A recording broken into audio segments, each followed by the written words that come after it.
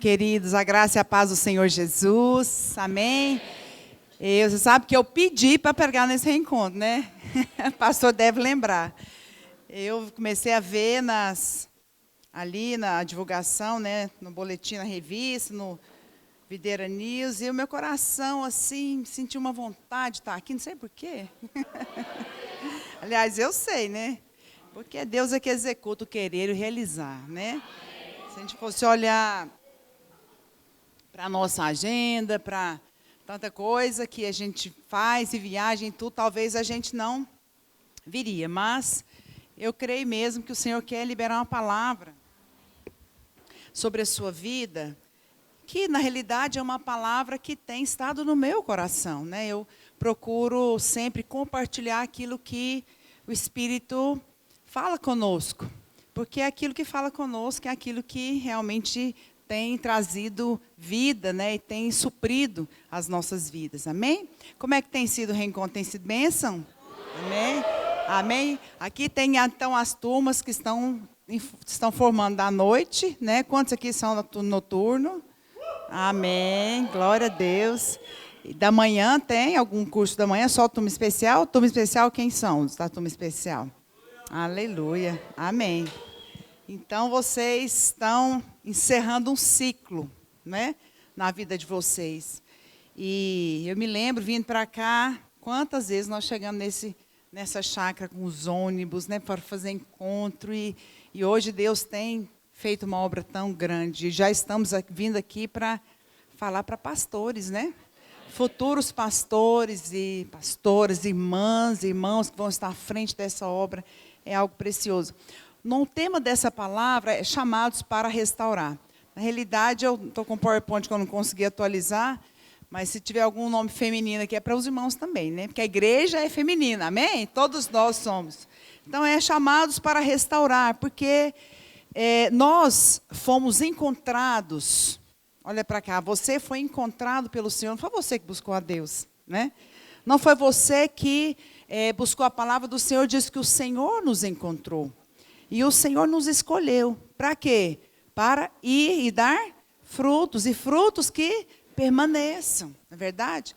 Então, nós precisamos ter uma consciência muito clara a respeito do para que nós somos chamados, né? E temos que ter uma consciência muito clara também de empecilhos que são colocados na nossa vida, que vêm para impedir esse propósito, esse chamado de Deus para a nossa vida. Quando eu falo chamado, aqui não estou me referindo a alguém que foi literalmente ordenado, né, ali ao ministério de tempo integral também. Mas eu creio que todos nós fomos chamados, né? Fomos chamados para desfazer as obras do diabo. Fomos chamados para restaurar famílias. Fomos chamados para restaurar cidades. Amém? E é sobre isso que eu quero falar nessa manhã. Eu quero compartilhar com você sobre a vida de um homem de Deus, que está na palavra de Deus, que foi chamado para restaurar, que recebeu uma incumbência, que recebeu, né, algo da parte de Deus, que nem estava nos planos dele. E assim, talvez você está aqui nessa manhã, e nunca você pensou em estar aqui. Nunca você planejou, talvez o fato de fazer o seminário, ou se envolver na obra, ou estar à frente de uma obra, nunca tinha passado na sua cabeça, mas a palavra de Deus fala que o Senhor tem planos, e os planos do Senhor são muito mais altos que os nossos. Amém? E assim também aconteceu na vida desse homem. Eu quero compartilhar com você sobre a vida de Neemias. Fala comigo, Neemias. Neemias foi um homem que viveu num contexto ali da palavra, acredito que os irmãos já viram, né, sobre Neemias, que está no livro de Neemias, num contexto onde ele viveu, num tempo onde o povo de Israel, onde o povo de Deus tinha sido roubado, tinham sido destruído. Ele vivia no contexto do tempo que o povo de Israel estava no cativeiro babilônico, né, onde ali Jerusalém tinha sido destruída. Os irmãos sabem, né, que o Império Babilônico veio, né, e o rei, ele destruiu as cidades. A Bíblia fala que as portas da cidade foram queimadas, porque naquela época as cidades eram cercadas por muros, né? e tinham portas, e foi tudo destruído. Então esse povo saiu ali, né, o povo de Israel saiu dali, de Jerusalém, e foi então para a Babilônia. Então encontrava ali Neemias, durante esse contexto do cativeiro babilônico. E então ele era copeiro do rei. Fala comigo, copeiro do rei. E ele estava acostumado a servir o rei, ele estava acostumado a pôr a mesa. E a Bíblia fala então que ele estava servindo o rei até o dia que ele teve uma notícia. Porque ele queria saber como é que estava o nosso povo, né? E ele então soube notícia do povo de Deus. Em Neemias, capítulo 1, verso 2 e 3 diz, se você tiver com a sua Bíblia, puder anotar, Neemias 1, 2, 3, alguns eu vou colocar aqui. Veio Anani, um de meus irmãos, com alguns de Judá. Então lhes perguntei pelos judeus que escaparam e que não foram levados para o exílio, acerca de Jerusalém. Disseram-me, os restantes que não foram levados para o exílio e se acham lá na província, estão em grande miséria e desprezo. Os muros de Jerusalém estão derribados e as suas portas estão queimadas. Então Neemias ouviu, né, essa notícia. Ele sabia que realmente o povo tinha saído, mas havia ainda um remanescente. Havia ainda um povo que estava em miséria, em desprezo. Os muros estavam destruídos, as portas estavam queimadas. Então Neemias, primeira coisa, ele foi chamado para restaurar. Fala comigo, chamado para restaurar. Quantos aqui foram chamados para restaurar? Amém. Quantos aqui têm um fogo ardente no seu coração para desfazer as obras do diabo, para ver famílias inteiras se prostrarem aos pés do Senhor, para verem, sabe, casamentos sendo restaurados, para verem crianças saindo do abuso, saírem ali da opressão e se tornarem filhas amadas de Deus, jovens saírem ali das drogas, jovens que estão perdidos, sem direção, ter um encontro com Deus. Quantos têm isso no coração? Assim como Neemias, fala comigo, ele foi chamado para restaurar. E Neemias então ouviu isso. E ele estava servindo o rei. Neemias capítulo 2, verso 1 e 2 fala, no ano 20º do rei Artaxerxes, uma vez posto o vinho, ele estava servindo. Imagino que aqui Neemias estava servindo o rei Artaxerxes, e ele estava servindo o vinho que ele gostava, como de costume ele servia. Mas naquele dia não era um dia normal. Não era um dia comum, não era um dia que muitas vezes eu imagino que Neemias às vezes estava com um semblante alegre, estava tudo bem, mas naquele dia, no ano 20º do rei Artaxerxes, uma vez posto o vinho diante dele, e o tomei para oferecer e o dei. Ora, eu nunca antes estivera triste diante dele. O rei me disse, por que está triste o teu rosto? Não te estás doente? Tem de ser tristeza do coração. Fala comigo, tristeza do coração. Então Neemias, ele estava aqui, o próprio rei percebeu. Ele percebeu que Neemias não estava bem. Percebeu que ele não estava num dia normal. Percebeu que havia uma tristeza, havia algo. E ele falou, você não está doente. Olha só, você nem está doente, por que você está triste? Por que você está assim? Sabe que tristeza que era? Sabe qual a tristeza que era? Fala comigo, a tristeza do coração. A tristeza do coração de Deus. Por quê? Porque quando Deus vê o seu povo em destruição, quando Deus vê uma família destruída, quando Deus vê filhos, né, saindo de casa, indo para a perdição, entrando no mundo das drogas, quando Deus vê isso, o coração de Deus entristece. E a Bíblia então fala que foi algo do coração. E ele responde em Neemias 2:3, como não estaria triste? Como não me estaria triste o rosto, se a cidade onde estão os sepulcros de meus pais está assolada e tem as portas consumidas pelo fogo? Como é que eu ficaria bem? Como é que eu estaria bem sabendo disso? Sabendo que existe gente ali destruída. Sabendo que tem gente que está se preparando para suicidar amanhã. Sabendo que tem casamentos que estão ali prestes a serem destruídos. Como que eu posso estar feliz? Sabe, assim também eu quero fazer uma analogia do coração de Neemias com o nosso. Sabe, por quê? Porque nós também, a palavra do Senhor fala, Provérbios 20, 27, o espírito do homem é a lâmpada do Senhor, a qual esquadrinha todo o mais íntimo do corpo. Fala comigo, o espírito do homem é a lâmpada do Senhor. Sabe o que é isso? Que é lá no espírito, é lá no seu coração, é que brilha a luz de Deus. A lâmpada de Deus. A lâmpada que brilha, a lâmpada que arde, o coração que arde. Todas as vezes que o seu coração arde para pregar, todas as vezes que o seu coração está cheio daquela palavra, que Deus te enche, que se você não falar, você não tem outro motivo de vida. Se você não falar, se você vê uma família destruída, seu coração ele é tomado de compaixão. Quantos já sentiram isso? Sabe, irmãos, eu não sei quanto a você, mas desde o dia que eu me converti, eu estou estragada para qualquer outra coisa. Eu não vivo para mais nada, a não ser, cumprir o propósito de Deus para a minha vida. Por quê? Porque Deus colocou o coração dele dentro do meu. E eu, quando vejo pessoas sofrendo, eu não dou conta, eu não quero dormir, eu não quero comer, eu quero ir, eu quero fazer alguma coisa. E às vezes até eu extrapolo, porque eu tenho tanta coisa para fazer, mas às vezes eu falo, eu preciso ir. Esses dias no meu condomínio, onde a gente mora, eu soube que uma vizinha, eu quero testemunhar isso, né, já adiantando.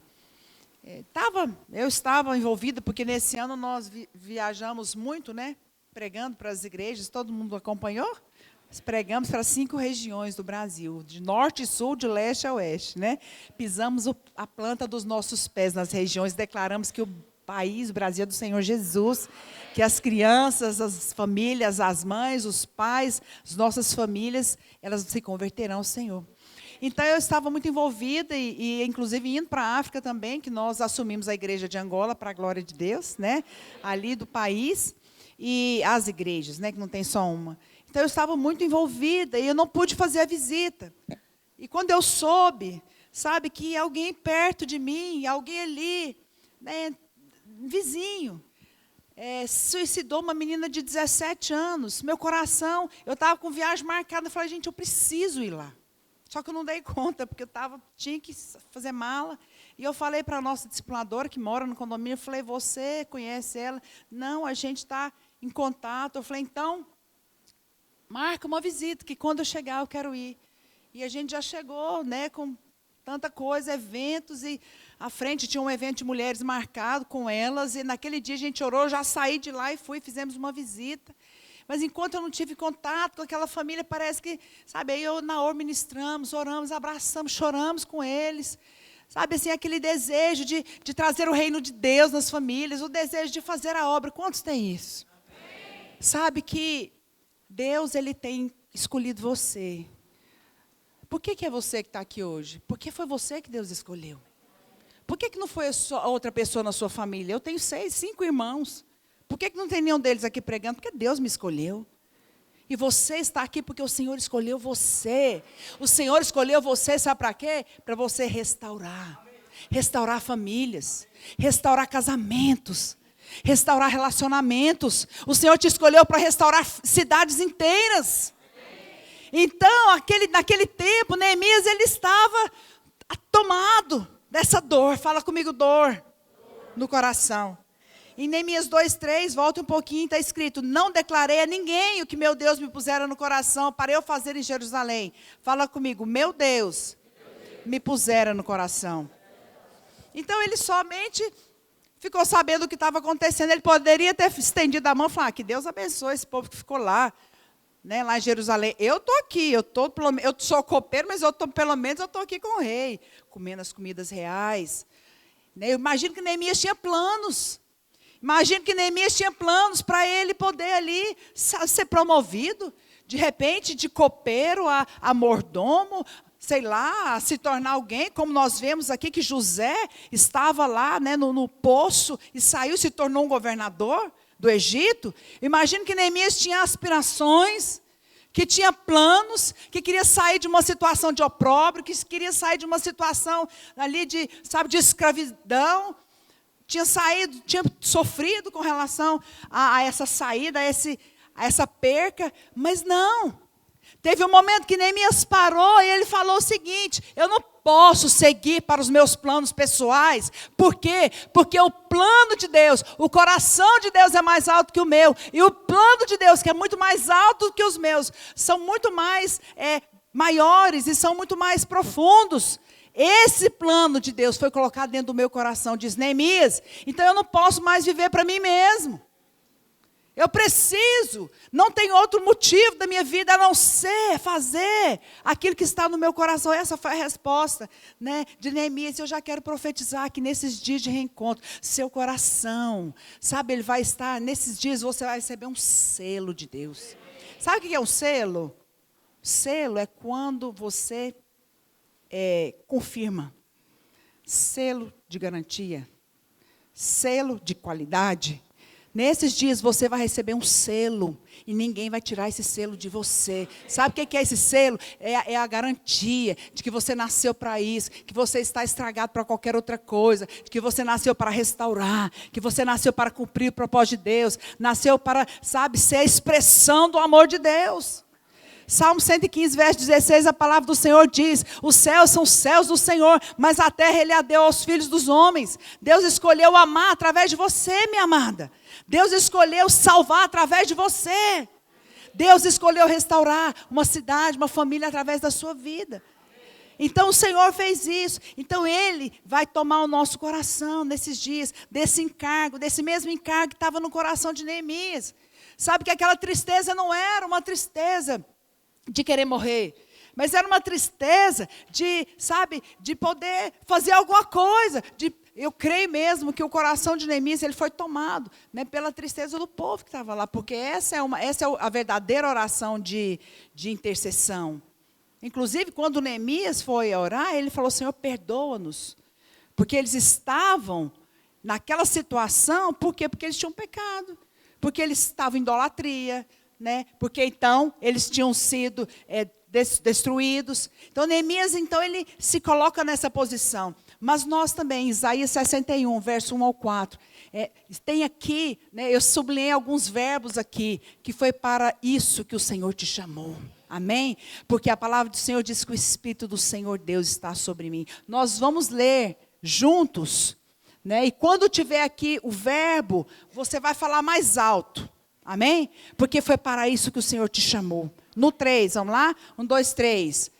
O Espírito do Senhor Deus está sobre mim, porque o Senhor me ungiu para pregar boas novas quebrantados. Enviou-me a curar os quebrantados de coração.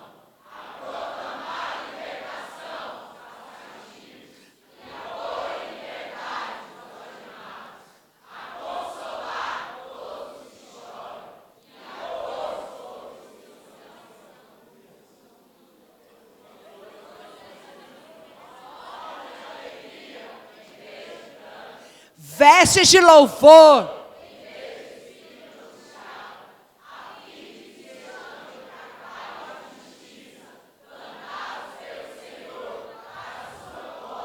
Edificarão. Restaurarão. Renovarão.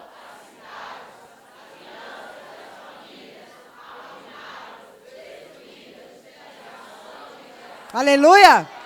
Aleluia! Amém! Fala comigo, foi para isso que eu fui chamada, que eu fui chamado. Amém? Então Neemias, ele assume aquela posição, né, de fazer alguma coisa, de ir, né, de cuidar. Sabe, meus irmãos, você vê aqui, você não vê aqui que Neemias, ele fala assim: então o povo está nessa situação, daqui um tempo, daqui 1, 2 anos, eu vou ver o que eu faço. Antes eu vou arrumar aqui a minha vida, antes eu vou cuidar da minha vida. Né? Às vezes você está ouvindo muito falar, vai cuidar da sua vida. é o que nós ouvimos muitos falarem. Alguns falam, vai cuidar da sua vida. E o Senhor te diz, vai cuidar da vida daqueles que estão sofrendo. O Senhor te diz, vai cuidar, né, daqueles que estão em miséria. Sabe, porque nós não estamos aqui para fazer a nossa vontade. Eu fico impressionado com Jesus. Porque durante toda a sua vida, você não vê Jesus olhando para si, e se preocupando, e fazendo planos, e querendo fazer a sua vontade, mas Ele aponta sempre para o Pai. Ele aponta sempre para o coração do Pai. E Jesus fala aqui, né, durante a sua vida, Ele não viveu para cuidar da sua vida, mas para fazer a vontade daquele pelo qual o Senhor enviou. Amém? A vontade de Deus. João 4,34, disse Jesus, a minha comida consiste em fazer a vontade daquele que me enviou e a realizar a sua obra. Olha, comida fala de quê? De existência, de necessidade. Ou seja, a minha comida consiste em fazer a vontade daquele que me enviou. Ou seja, eu existo para isso. Eu não tenho outro motivo de viver. Depois Jesus continua, eu desci do céu, não para fazer a minha vontade, mas sim a vontade daquele que me enviou. E a vontade de quem me enviou é essa, que nenhum eu perca de todos que Ele me deu. Amém? Então Jesus, Ele deixa claro.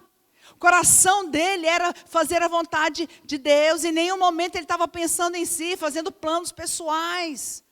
Lá em 1 Timóteo 2,4 está escrito, Deus deseja que todos os homens sejam salvos e cheguem ao pleno conhecimento da verdade. Sabe, então você tem aqui um exemplo de alguém que foi tomado pelo encargo do coração de Deus para restaurar. E você também tem um exemplo de Jesus que foi, né, que viveu para isso. Que Ele veio para cumprir esse propósito. E não é diferente comigo e com você, meus amados. A palavra do Senhor diz, aqui em 2 Coríntios 5, 14 e 15. Pois o amor de Cristo nos constrange. E Ele morreu por todos, para que os que vivem, não vivam mais para si mesmos. Olha que coisa tremenda. Paulo que diz isso. Mas para aquele que por eles morreu e ressuscitou. Então é o seguinte, sabe o que é isso aqui?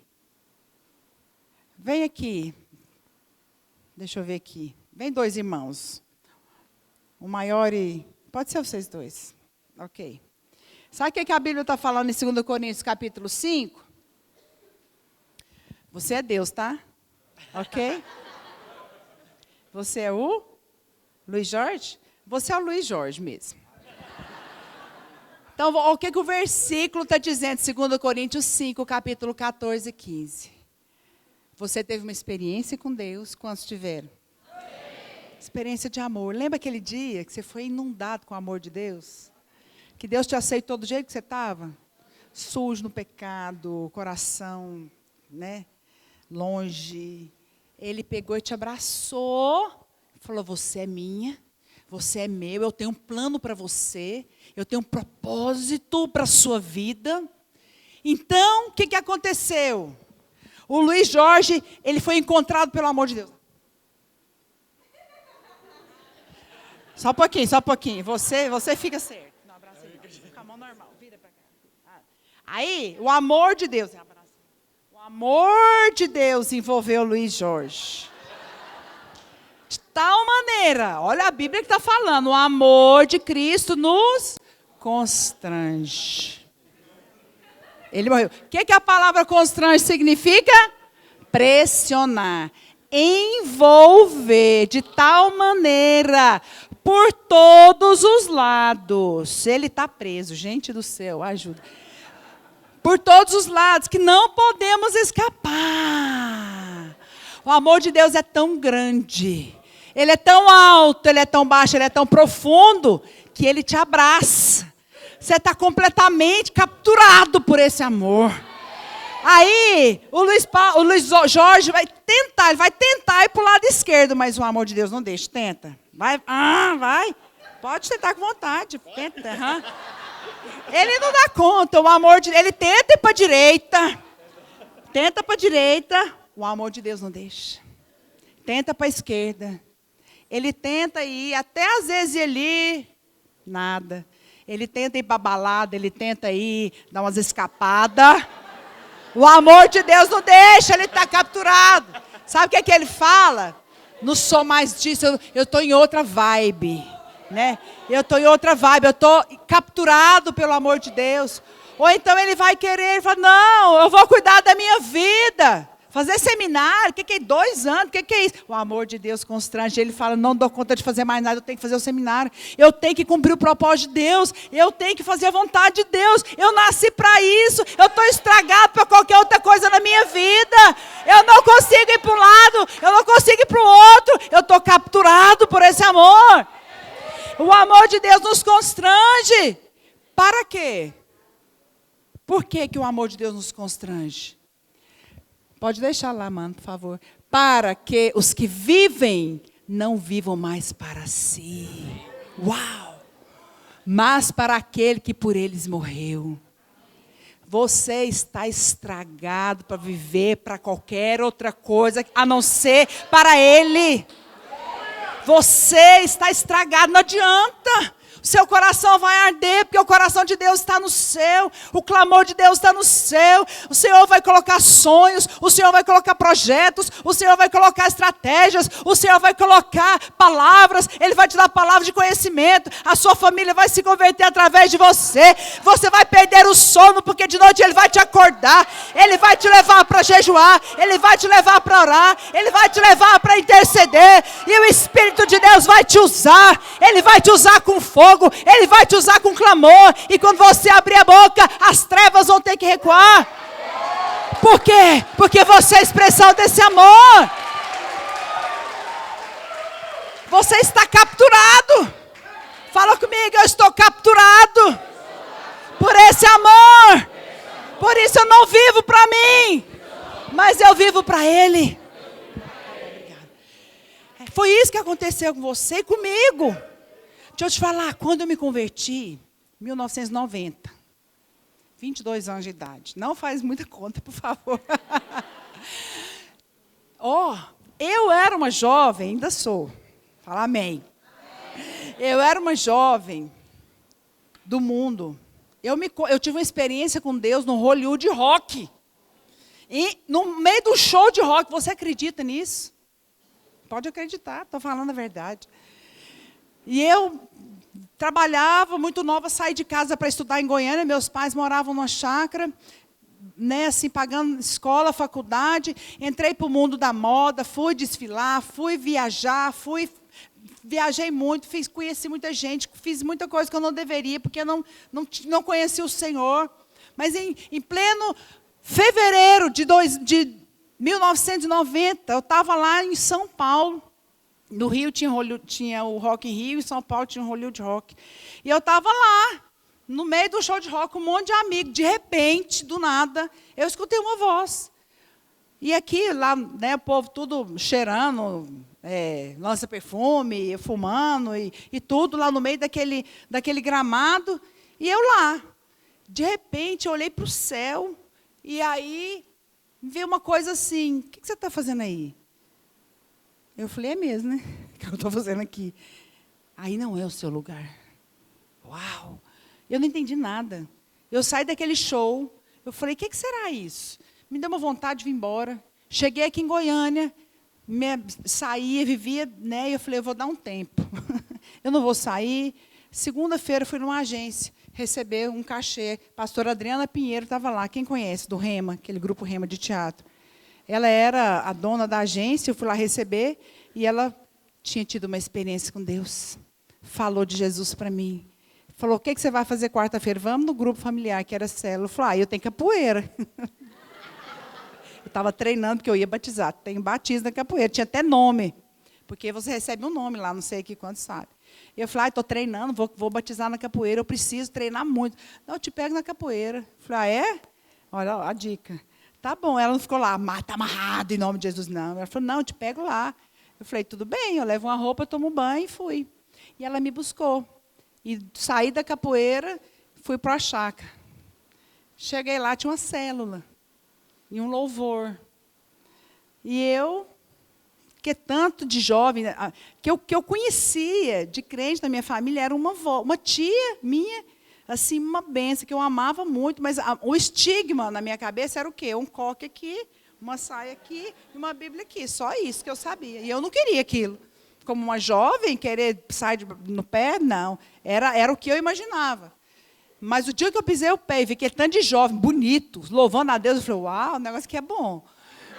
E aí, chorei 2 horas na presença de Deus. Foi uma experiência de porta na minha vida. Nunca mais fui a mesma. Sabe o que aconteceu comigo? Eu fui constrangida. Eu fui capturada por esse amor. Nunca mais eu fui a mesma pessoa. E aí passou um filme na minha cabeça. Eu cheguei, já desfiz. Eu tinha viagem marcada, comecei a desfazer. E depois de 3 meses, a gente tinha namorado no mundo. E ele me ligou. Deus, né? Lógico. E aí, vamos sair, cheio de segundas intenções. Eu, vamos sair. Falei, vamos. E Deus assim, tive uma experiência muito tremenda com Deus, porque quando eu me converti, eu comecei a me lembrar de muitas pessoas que eu conheci, que eu tinha relacionado. E eu fiz uma lista de algumas pessoas. Às vezes eu chorava assim, horas por essas pessoas, para Deus alcançar, mas eu nem sabia, nem telefone delas mais. Aí o Naor me ligou, e o nome dele estava nessa lista, me chamando para sair. Falei, vamos, a gente saiu, eu preguei 5 horas para ele. Eu tinha 3 meses de convertida. Preguei e levei. Amém? 5 horas. E falei tanta coisa, falei de demônio, ele não deveria. Eu estava tão impressionada, porque eu estava muito impressionada com o mundo espiritual. Porque eu era católica, eu nunca tinha visto um demônio. Mas onde eu ia, manifestava um demônio.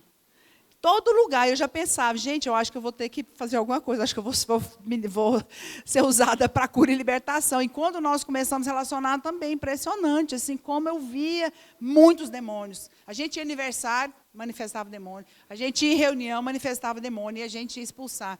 Aí, nesse dia, eu estava muito impressionada. Eu comecei a falar para ele dos demônios. Eu falei, sabe que demônio existe? Nossa, aí eu comecei a falar de um bruxo que eu comecei a ver e tal, enfim. Preguei, eu sei que ele ficou com os cabelos todos. Acho que ele nem dormiu aquela noite. Mas depois de 3 dias ele foi para a célula. E naquele dia na célula ele chorou 2 horas na presença de Deus. Tinha que buscar o rodo. Busca o rodo. Para quê? Para rapar. Eles achavam que tinha chovido, que tinha goteira. Não, a poça ali era do choro dele. Irmãs, foi algo tão forte a nossa conversão. Por quê? Porque o Senhor nos chamou. Sabe, naquele dia eu fui constrangida. Eu fui constrangida pelo amor de Deus. Sabe, eu quero dizer isso para você. Você foi constrangida pelo amor de Deus. E hoje você não vai fazer a obra, não vai liderar uma célula, ou discipular, ou pastorear uma igreja, porque alguém falou, é porque está precisando. Também, mas sabe por quê? Porque você vai ser impelida por esse Espírito. Esse amor de Deus que está em você, Ele te abraçou de tal forma que você está capturada, você não consegue fazer outra coisa a não ser fazer a vontade de Deus. Amém? Eu poderia hoje estar fazendo um monte de coisa. Né? Viajei demais esse ano, poderia estar com meu filho no zoológico, que ele está até me pedindo. Mas sabe, eu falei, não, eu vou pregar lá no reencontro. Porque eu sei que a vontade de Deus para mim hoje era estar aqui. Sabe, você também vai, nesses dias, fluir nessa unção. Você não vai ser usado, você não vai fazer a obra por exigência, por necessidade, mas você vai fazer porque o Espírito de Deus, Ele vai queimar no seu coração. E você vai fazer a obra de Deus com alegria. Por quê? Porque você vai estar fazendo a obra de Deus, a vontade de Deus. Porque você não nasceu para fazer a sua vontade, mas para fazer a vontade daquele que te chamou. Essa é a oração de Jesus. Neemias também, ele fluiu nessa unção.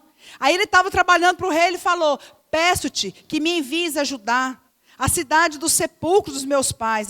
Ele queria então ir lá para restaurar aquela cidade, mas ele não podia ir porque ele era copeiro do rei. Eles estavam numa situação ainda de escravos. Né? Como assim um rei que está ali, né, iria liberar ele?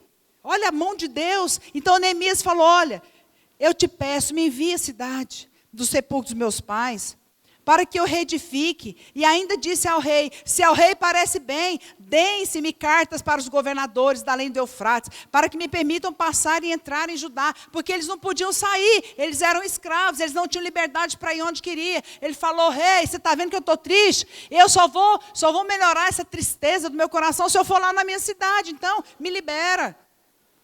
O que aconteceu? Sabe o que aconteceu? aquele rei, tomado por uma mão de Deus, tomado por intervenção de Deus, liberou Neemias para ir àquela cidade.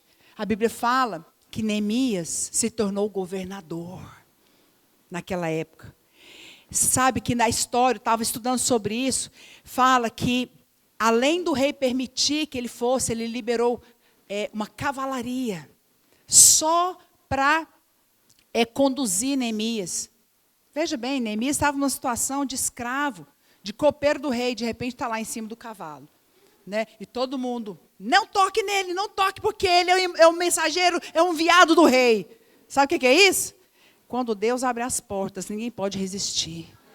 Sabe que ele não poderia sair daquele lugar, mas a mão do Senhor abriu aquela porta. O Senhor tocou no coração do rei. E aí, Neemias 2:8, ele fala: o rei me deu, porque a boa mão do meu Deus era comigo.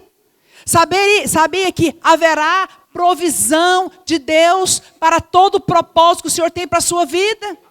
Era impossível ele sair daquele lugar, ele era escravo, mas além de sair, o rei mandou ele com cavalos, mandou ele com proteções, e mandou uma carta branca, falando que todas as pessoas das províncias onde tiver, vocês vão liberar ele, porque eu deixei. Sabe o que é? Ele passava, o povo, não, e ele só mostrava a cartinha aqui.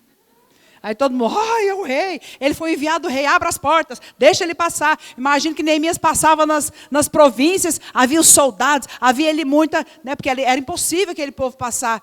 Ele só mostrava a carteirinha, né, mostrava a carta, e o povo então, por quê? É um enviado do rei. Sabe que quando Deus te manda fazer algo, todas as portas vão se abrir para você. Você não tem que temer. Porque as portas se abriram. E ele falou, a boa mão do meu Deus era comigo. O Senhor abre as portas. E nesses dias nós estamos fluindo. Nós estamos crescendo. Estamos abrindo igrejas. Nós estamos colocando o nosso pé, né, em todas as nações. O seminário está num tempo onde nós estamos abrindo as portas agora para novos estudantes. Estamos recebendo aí pessoal do Paquistão, da Líbia. Né? Esses dias eu estava dando aula, essa semana estou dando aula do seminário já para o irmão. De onde que ele é mesmo? Da Líbia? Líbano? Síria. Ele falou, só que eu esqueci. E ele está meio que inglês, meio português, meio libanês, né? E eu falo, não, libanês não dou conta não, mas inglês até que eu... Então ele está lá nas nossas aulas. Sabe o que é isso, meus irmãos? Portas abertas. Sabe, essa semana eu recebi do pastor Marcos, eu acompanho a turma especial, e dando aula, dando com as meninas, ele me passou, mês que vem vai chegar uma ucraniana, para estar conosco, e estão vindo mais, elas estão apenas dependendo de vista, então acredito que até janeiro vão chegar, pessoal do Paquistão, o que mais? Tarsiquistão, né, e Líbia, não sei, mas eu só sei que o Senhor abriu as portas, nós estamos entrando em um novo tempo, nós estamos entrando, né, ali nas nações, que antes não tínhamos acesso, o reino de Deus é chegado nestes lugares. Amém? Nós estamos abrindo, Deus está movendo. Então, Neemias, fala comigo. Neemias foi chamado para restaurar. E eu também. Quantos foram chamados para restaurar? Segunda coisa, Neemias precisou vencer algo tremendo. Neemias precisou vencer o quê? Ele estava cheio do encargo, as portas tinham sido abertas, e ele entrou na cidade para reconstruir os muros. Mas havia um empecilho. Qual o empecilho? Fala comigo. Pode passar esses todos, tá? Fala comigo. Venceu. A intimidação. Fala comigo. Intimidação. É uma estratégia do diabo para impedir que os muros sejam reedificados. Pois a intimidação é uma estratégia do diabo para impedir o propósito de Deus na sua vida. Sabe que Neemias ele estava cheio do encargo, Neemias ele estava tomado por aquele desejo, ele estava determinado a reconstruir aquela cidade, ele tinha a bênção, ele tinha as portas abertas, ele tinha tudo a favor dele, mas quando ele chegou ali, ele se deparou com o espírito. Porque você vai ver que a intimidação, ela é um espírito. É um espírito que vem para te impedir, que vem para te neutralizar, que vêm para te parar. Então Neemias chegou para edificar a cidade e ele então encontrou alguns oficiais que se levantaram contra a reedificação daquela cidade, daqueles muros. Neemias 2,19. Porém, Sambalate, Tobias e Gesem o souberam da reconstrução da cidade, dos muros, zombaram de nós e nos desprezaram. Fala comigo, zombaram de nós. Neemias 4, do 1 ao 3. Tendo Sambalate ouvido que edificávamos o muro, ardeu em ira e se indignou muito. Fala comigo, se indignou muito. E ele continua, e escarneceu dos judeus. Então disse, que fazem esses fracos judeus? Permitir-lhes-se-á isso? Sacrificarão, eles vão de novo sacrificar o Deus deles? Eles vão de novo reconstruir o templo? Darão cabo da obra em um só dia? Estou vendo que eles estão muito fortes, eles estão fazendo seminário, eles estão formando um seminário, eles estão se arregimentando. Olha, não, vão fazer alguma coisa, porque eu estou ficando desesperado. Olha só. Que fazem esses fracos judeus? Darão cabo da obra num só dia? Renascerão acaso os montões de pó? As pedras que foram queimadas? Estava com ele Tobias, o amonita, e disse, ainda que edifiquem, vindo uma raposa, derribará o seu muro de pedra. O que é isso?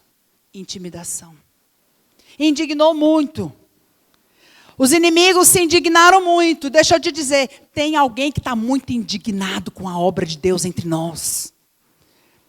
O inferno está indignado com aquilo que Deus tem feito através de nós. Sabe, eu comecei a pensar, são tantos testemunhos, são mais de 800 igrejas. Alunos do Brasil inteiro vindo fazer seminário, voltando para as suas cidades, aprender conosco. A palavra da graça que tem sido libertadora. A palavra da graça que tem restaurado casamento. Semana passada eu recebi uma mensagem de uma pessoa que eu aconselhei, casada, e ela falando, pastor, eu estou aqui só passando uma mensagem para agradecer. Como essa mensagem da graça me restaurou. O casamento dela estava destruído. E ela veio de uma outra igreja, ela falando, porque aonde eu estava, eu ia pedir ajuda, eles falaram, você não está orando tanto que você deveria orar. Você não está jejuando tanto que você deveria jejuar. E o dia que eu fui conversar com ela, eu falei, minha amada, está consumado, o Senhor já venceu por você, você vai apenas descansar, você vai apenas invocar, você vai apenas descansar no amor de Deus que cuida de você. E comecei, ministrei a palavra da graça para ela. Falei, o Senhor já venceu, você vai apenas amar o seu marido. Comecei a falar para ela, servir seu marido, dei umas dicas, mas eu falei, você não tem que fazer nada, porque já está tudo pronto. O Senhor já pisou na cabeça, sabe, desse demônio que está tentando impedir seu casamento. Preguei para ela, conversei com ela, e semana passada eu recebi essa mensagem. Olha que poder. E ela falando, pastora, eu apenas estou descansando na graça. O Senhor restaurou meu casamento. Sabe, a palavra da graça, ela tem sido algo tão tremendo, ela tem aliviado, ela tem restaurado, ela tem nos feito correr com pés muito mais rápidos. Por quê? Porque não é o que você faz, é o que Ele fez. Não é o que você é o que Ele é. Sabe, então essa palavra ela tem incomodado. Essa palavra ela tem tornado o nosso inimigo indignado, preocupado. Então ele falou, eu tenho que fazer alguma coisa. O que o diabo planejou aqui para impedir que a cidade fosse restaurada? Ele falou, eu vou escarnecer. Eu vou intimidar. Sabe, eu vou parar esse povo. Ele arquitetou um plano, o seu plano é intimidação. Escarnecer. O que é escarnecer? Escarnecer é zombar, é ridicularizar, é diminuir. Não, porque vai sair líder, vai sair pastor, vai faltar líder. Ou então você vai liderar, não, você não consegue. Quem é você para liderar uma célula? Discipular, levantar líderes. Não, ninguém vai querer liderar. Ou você vai abrir uma igreja, quem é você? Nem sabe falar direito. Pegar o esboço do pastor Aloísio, quem é você para pregar aquela palavra do pastor Aloísio? Tenho certeza que todos nós já ouvimos uma palavra de intimidação na nossa vida. Né? Você vai fazer o seminário, vai formar e depois? O que vai acontecer? Sabe? O alvo da intimidação é paralisar. O alvo da intimidação é parar a obra. O alvo da intimidação, sabe o que é? Te desanimar. Roubar suas forças. roubar a sua energia, roubar o seu vigor, roubar a sua fé. E eles falaram, não. Os fracos, aqueles fracos é que vão construir. Sabe o que significa isso? Palavras. Palavras que vêm para denegrir você, que são contrário ao que a palavra de Deus diz. Toda intimidação vem para fazer você parar. Fala comigo, toda intimidação é para me fazer parar. Neemias 6:9. Porque todos eles procuraram atemorizar-nos, dizendo, as suas mãos largarão a obra e não se efetuará misericórdia. O alvo da intimidação é te atemorizar. O alvo da intimidação é te gerar medo. Não vou conseguir. Não, meu casamento vai destruir. Eu não vou conseguir. Eu não vou conseguir fazer o que eu queria. É te intimidar, é te fazer largar a obra. É te fazer largar o propósito de Deus. É para isso que eles se levantaram. Mas a palavra do Senhor em Filipenses 13 ou 14 fala, esquecendo-me das coisas que para trás ficam, avançando para as que diante de mim estão, prossigo para o alvo. Eu prossigo para o alvo. Você está andando e o diabo está falando, você não consegue. Você não vai levantar ali, não vai multiplicar as suas células. Eu prossigo para o alvo. Meu alvo é Cristo. O Senhor me fez e me disse, multiplicai-vos, enchei a terra, dominai. Eu fui feito para ser um líder, para desfazer as obras do diabo. Sabe, é você prosseguir para o alvo. É você mirar o seu alvo e deixar o diabo falando e falar, sai de mim. Eu não aceito. Não aceito intimidação. Não aceito palavra para diminuir. Não aceito palavras, sabe, para roubar a minha fé.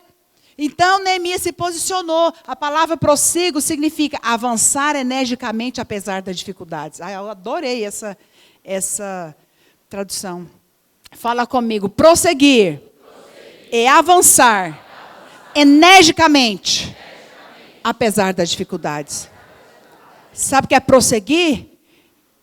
Fiquei triste, fiquei desamparado, fiquei intimidado. Mas eu prossigo para o alvo. Eu não abro mão. Sabe que eu estava compartilhando ontem, fizemos uma reunião de líderes. Esse foi um dos anos mais difíceis da minha vida. Acho que da vida de muitos pastores. Esse foi um dos anos mais difíceis da minha vida, do meu marido. Né? Porque os irmãos sabem que nós passamos por momentos muito difíceis. Nós perdemos pessoas que nós amamos muito. Pastores, supervisores, alguns líderes, discipuladores. E assim... é ruim, é muito ruim você perder quem você ama, né, você se decepcionar. Mas também foi um ano muito difícil, porque o Naor perdeu a mãe dele, e eu perdi a minha mãe, ontem fez um mês.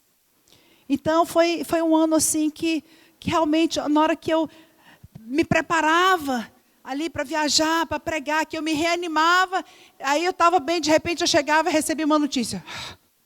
Sabe quando você, assim, aí você anima, você... cai. Depois você se enche de fé. Não, agora o Senhor vai fazer. Amém, glória a Deus. E aí você recebe uma notícia. O pastor deixou fulano. Aí de repente minha sogra morreu. E depois minha mãe.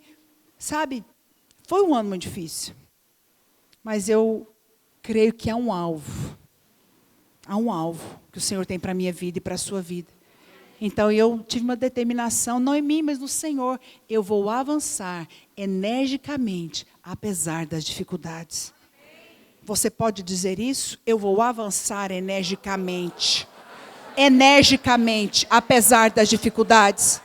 As dificuldades não vão me parar. As dificuldades não vão me reter. As dificuldades não vão amarrar as minhas mãos. As dificuldades, as intimidações, as palavras que denigrem não vão me impedir de cumprir o propósito de Deus. Neemias, então, ele se posicionou. Sabe que, além de ter posicionamento e prosseguir, você tem que ter foco. Fala comigo, ter foco. Neemias 6... as horas aqui, né? Neemias 6, 2 e 4. Sambalate e Gesem mandaram dizer-me: vem, encontremos-nos nas aldeias, no vale do Ono, porém intentavam fazer-me mal. Fala comigo, intentavam me fazer mal. Enviei-lhes mensageiros a dizer: estou fazendo grande obra, de modo que não poderei descer. Por que cessaria a obra, enquanto eu a deixasse e fosse ter convosco? 4 vezes me enviaram o mesmo pedido. Fala comigo, 4 vezes o mesmo pedido. Ele fala, eu, porém, lhes dei sempre a mesma resposta. Sabe o que é isso? Aqueles homens estavam oportunando Neemias. Vocês não conseguem, vocês são fracos, vocês não podem, vocês não têm sabedoria, não vai conseguir edificar a sua casa, não vai conseguir liderar, você não pode, você não tem revelação, você é limitado, você é fraco. Toda vez que encontrava era para denegrir, era para lançar uma palavra de intimidação, para gerar desânimo, para minar as forças, para trazer tristeza. E ele cansou. Neemias falou, eu não vou. Sabe por quê? Porque 4 vezes eles tentaram. Sabe o que Neemias falou? Eu vou te dizer uma coisa. Eu não vou ter com você, porque eu estou fazendo uma grande obra. Sabe o que significa isso? De modo que não poderei descer, porque cessaria a obra enquanto eu deixasse, fosse ter convosco. Todas as vezes que você for ter com a intimidação, ouvir essas vozes, a obra de Deus vai parar. Todas as vezes que a intimidação, que os problemas vêm, e você permitir, e você se encontrar com elas, ouvir, dar crédito, você vai ser essa obra, você vai ser atingido. Então Neemias se posicionou e falou, eu não vou, porque eu tenho um recado para dizer para você. Eu estou fazendo uma grande obra. Uma grande obra. Eu estou edificando a igreja. Eu estou liderando célula. Eu estou discipulando. Eu estou fazendo seminário. Eu vou fazer as obras do diabo. Você não vai me parar. Eu não vou te escutar mais. É dizer para a intimidação, você está debaixo dos meus pés. Eu sou fraca, mas Ele é forte. E o poder se aperfeiçoa na fraqueza. É quando eu não consigo que Ele faz através da minha vida. É quando eu estou fraco que o poder de Deus se manifesta. Sabe, é você ter foco, não abrir mão, não dar vozes para intimidação. E ele diz, eu não vou ter com você. Fala comigo, eu não vou ter com você. Todas as vezes que você se abre para essas vozes, a obra de Deus, ela é parada. Precisamos resolver, precisamos nos posicionar, sabe? Muitas vezes nesse tempo, o diabo tentou minar as minhas forças. Eu olhava e falava, meu Deus, a videira que espalhou, que alcançou. E às vezes quando eu ficava sabendo de algum pastor, alguém tinha saído, o diabo falava, está vendo, não vai ter mais. Vocês vão abrir igreja? Quem que vai para essas igrejas? Vai multiplicar a célula? Quem que vai liderar? Os líderes estão desistindo. Sabe aquela voz incessante? Aquela voz, porque por 4 vezes eles voltaram. Mas sabe que um dia eu abri a minha boca e eu peguei e falei, eu não vou te ouvir mais, porque eu estou fazendo uma grande obra. Eu tenho 500 células para cuidar, eu tenho 6.000 crianças para cuidar, eu tenho 100 igrejas em Goiás para cuidar, eu tenho um país, eu tenho um continente que o Senhor confiou às minhas mãos, é uma grande obra. Eu não vou te escutar. O Senhor vai suprir, o Senhor vai levantar os líderes, o Senhor vai levantar os pastores, o Senhor vai trazer recursos, o Senhor vai fazer milagres. Eu tenho uma grande obra para fazer.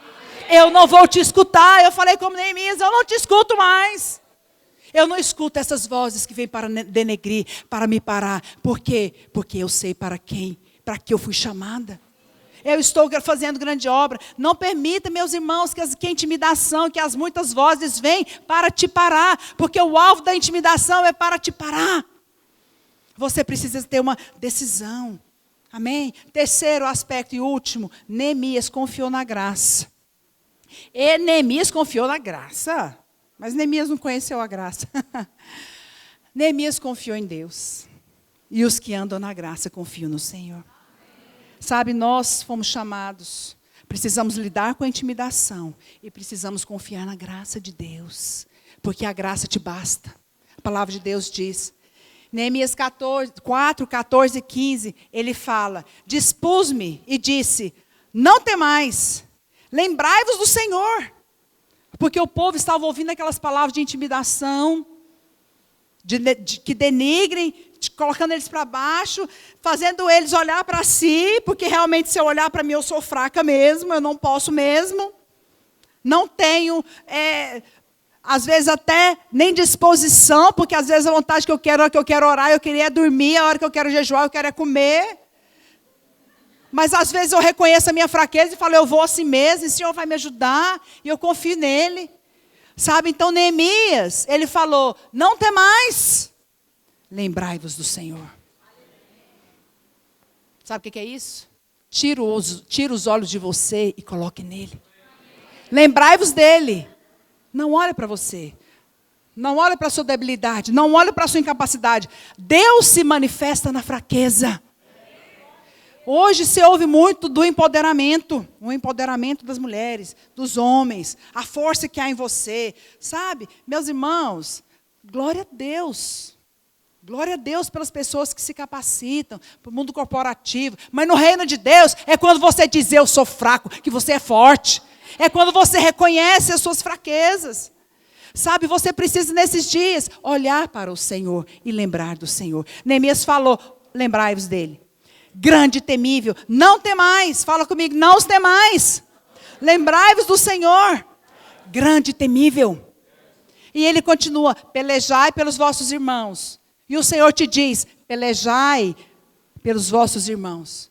Pelejai pelos filhos, pelas crianças que estão se perdendo, pelas filhas, pelos jovens, pelos casamentos. E ele continuou. Sucedeu que ouvindo os nossos inimigos, que já o sabíamos e que Deus tinha frustrado o desígnio deles. Olha só, voltamos todos nós ao muro, cada um à sua obra. Quando eles, então, falou, não temais, lembrai-vos do Senhor, porque o Senhor já frustrou os desígnios deles. Sabe o que é isso? Não olhe para você, olhe para Ele. Porque o Senhor já pisou na cabeça do diabo. A obra já está consumada. Você então vai descansar. Você então vai contemplar o Senhor. Você vai rejeitar a intimidação. Você vai se posicionar no foco, no propósito, no alvo. Não vai se abrir para esse tipo de voz. E você vai permanecer. Lembrai-vos do Senhor. Todas as vezes que nós olhamos para nós, para as nossas incapacidades, limitações, vamos parar a obra. Mas todas as vezes que olhamos para Ele, para a nossa suficiência, a nossa provisão, para o nosso sustento, dando graças, Ele mesmo faz por nós. Sabe que Neemias tomou essa atitude, amém? Aleluia. E verso 18, capítulo 2, Neemias 2, 18 e 20. E fortaleceram as mãos para a obra. Depois de tudo, de tanta intimidação, de tanta palavra para denegrir, de tanta palavra para nos ver com os olhos em nós mesmos. Ele falou, fortaleçam as mãos para a obra. Então lhes respondi, o Deus dos céus é quem nos dará bom êxito. Seus servos, nos disporemos e reedificaremos. Por que eu vou reedificar? Porque eu olho para o Deus do céu. É Ele que me dá bom êxito. Eu confio na graça. Eu não olho para mim, mas eu olho para Ele. É quando eu olho para Ele, é que Ele mesmo faz por mim. E fortaleceram as mãos. Sabe como que você vai fortalecer suas mãos? Não é olhando para a sua força, para o que você é capaz, mas é olhando para Ele. Sabe que tem um texto aqui de Paulo, Timóteo 2, 2 Timóteo 2:1. Fortifica-te na graça que está em Cristo Jesus. Quantos querem ser fortes? Quantos querem cumprir o propósito de Deus? Quantos querem ser usados para restaurar? Então fortifica-te na graça, meu irmão.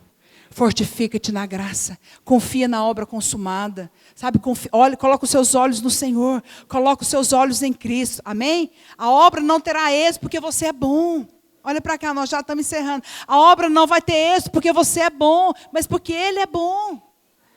Fortifica-te na graça, dependa dEle. Sabe que nesse ano, eu olhei no início do ano para a minha agenda, eu falei, será que essa agenda é minha? Tem alguma coisa? Será que não erraram? Tanta viagem. Só internacional a gente foi para o Peru, nós fomos para a África, e as 5 conferências, e muitas vezes nós estamos à frente da conferência e estava em momentos difíceis, como igreja. E a última, especificamente, a minha mãe tinha falecido há uma semana. E eu falei, como que eu vou pregar? Eu não vou dar conta, eu só quero chorar, eu só quero lembrar dela. E eu sei que eu estava andando na minha bolsa, eu sempre estou andando com um lenço, porque é impressionante quem já passou por essa experiência. Você está bem, de repente, você lembra e quer chorar. E eu me lembro que nessa última conferência em Manaus, o Dr. Guilherme Shelp estava pregando, e eu era próxima. Eu estava com o meu esboço, tinha orado, mas de repente eu lembrei da minha mãe, e eu chorava copiosamente. Eu fazia assim, ainda bem que meu cabelo está grande, eu pegava um lenço. E eu chorava, e ele estava acabando o esboço. Eu falei, Senhor, como que eu vou subir? Como? Fortifica-te na graça. Sabe, Senhor, a tua graça me basta. Sabe que confiar na graça é você fechar os seus olhos para tudo que você vê e confiar somente nele. Você não pode, mas ele pode. Você se vê impossibilitado, mas você vai a si mesmo. Porque a palavra do Senhor diz que nós não somos os que retrocedem, nós somos os da fé. A fé é você abrir a boca e ele vai colocar as palavras na sua boca. A fé é você pisar no mar e o mar se abrir. A fé é você colocar as mãos e deixar Deus te usar. Sabe que Neemias teve essa atitude. A palavra do Senhor diz em Filipenses 1, 27 e 28, vivei acima de tudo. Estais firmes em um só espírito, com uma só alma, lutando juntos pela fé evangélica, em que nada sejais intimidados pelo adversário. Fala comigo, em nada sejamos intimidados pelo adversário. Amém? Então, nesses dias, como igreja, nós estamos firmes em um só espírito. Aquele que nos uniu, amém? Quantos são conosco? Levanta a sua mão. Você está firme conosco? Amém. Em um só espírito? Amém? Em uma só alma? Amém. Lutando juntos? Amém. Quantos estão juntos conosco? Amém. Lutando juntos? Para cada cidade, para cada célula, para cada bairro dessa cidade, para o nosso país. Não é mas somos todos unidos juntos. Nós vamos vencer e não seremos intimidados pelo adversário. Você não vai ser intimidada mais pelas muitas vozes, sabe, que vem para denegrir você, para dizer que você é um fraco. Você vai abrir a sua boca e falar, pois é na minha fraqueza que Deus vai manifestar o seu poder. Amém? E por fim, a palavra do Senhor diz, 2 Timóteo 1,7, por esta razão vos admoesto que reavives os dons de Deus que há em ti, pela imposição das minhas mãos. Porque Deus não nos tem dado espírito de covardia, mas de poder, de amor e de moderação. A palavra covardia no original é deilia, no grego, significa timidez e intimidação. Fala comigo, Deus não me deu espírito de timidez, de intimidação, mas de poder, de amor. Fala, eu declaro que eu não vou ouvir as vozes de intimidação, mas eu declaro que o Senhor me deu poder, autoridade, ousadia para desfazer as obras do diabo, para restaurar. O Senhor vai me usar. Amém? Eu quero deixar essa palavra para você. Qual foi a consequência? No final disso tudo, Neemias então sabia que ele tinha sido chamado para restaurar aquela cidade. Ele se posicionou contra a intimidação e ele confiou no Senhor. E qual foi o final? Neemias 6, 5, 15 e 16. Acabou-se o muro, aleluia. Acabou-se o muro, a cidade foi reconstruída para a glória de Deus. Em 52 dias. Sucedeu que, ouvindo todos os nossos inimigos, temeram. Fala comigo, temeram.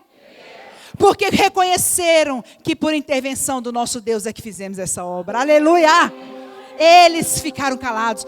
O diabo se calou diante da boa mão poderosa de Deus por nós. Que mais? Eles temeram porque eles reconheceram que Deus era nosso lado, Deus estava nessa obra, Deus está conosco. E é por Ele que vamos fazer, é na força dEle.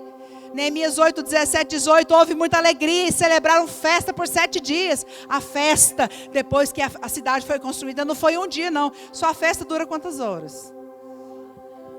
Hoje em dia você marca a festa assim, de tal hora até tal hora.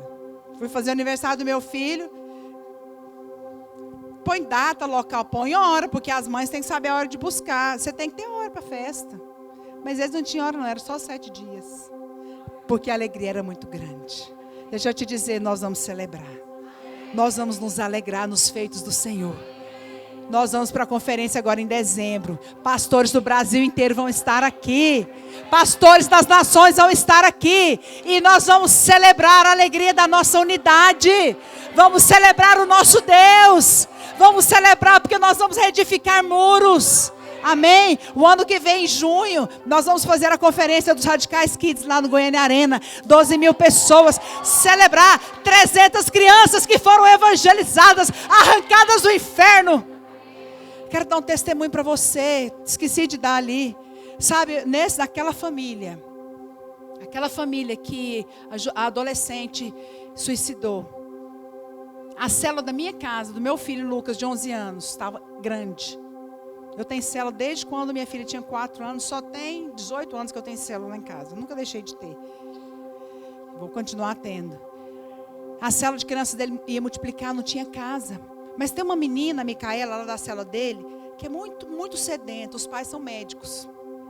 E os pais amam a célula, porque a menina foi transformada. A menina, ela dá lição de moral dentro de casa. Ela fala, vocês não moram, não? Tem problema? Ela fala, gente, vamos orar? É uma menina cheia de Deus. E aí, os pais amam a célula. Eles mesmos estão indo na igreja assim, né? Vai domingo, mas não firmaram ainda, mas estão abrindo. Aí eles falam, multiplica a célula lá para casa. Nós multiplicamos. Você sabe onde que é essa célula? Que a célula lá de casa multiplicou? Uma casa vizinha de muro.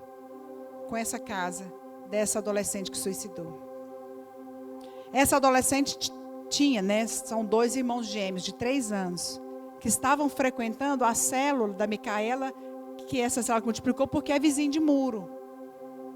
No dia que eu e Naô fomos visitar essa família, a célula de criança aconteceu nessa casa. A mesma casa, né, que foi cenário de morte, de um suicídio, estava tendo uma célula de crianças. Semana passada, nós abrimos uma célula de adultos com os pais dessa família. Você pode dar glória a Deus? Um testemunho. Os pais se abriram. Ofereceram grandes sacrifícios. Neemias 12, 43. Se alegraram, pois Deus os alegraram com grande alegria. Também as mulheres e os meninos se alegraram, de modo que o júbilo de Jerusalém se ouviu até de longe. Fala comigo, até de longe. As pessoas vão ouvir o óleo de alegria que está sobre nós. Porque grandes coisas fez o Senhor por nós. Por isso nós estamos alegres, amém? Queria que você ficasse de pé nesta manhã. E nós vamos ter uma oração agora. Assim como Neemias, eu gostaria. O Espírito de Deus vai te trazer memória agora. De palavras, de intimidação que você tem ouvido.